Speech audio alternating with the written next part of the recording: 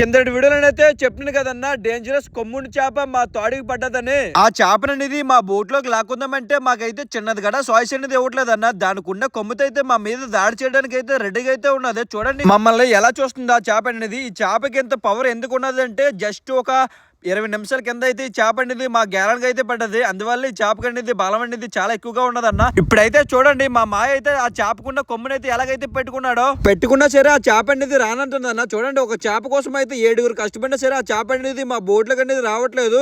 ఇంత పెద్ద డేంజరస్ చేపలకి ఇంత రిస్క్ చేసినా సరే ఆ చేప అనేది మా బోట్లకు అయితే అసలు రావట్లేదన్న. చూడండి ఇలాంటి డేంజరస్ చేపలు చనిపో వస్తున్నాయి అన్న. మాకైతే చాలా మంచిది. ఇలాగ ప్రాణాలతో వస్తే మాకైతే చాలా భయం వేస్తుంది. జస్ట్ మిస్ అన్న ఈ చేప అనేది పోను.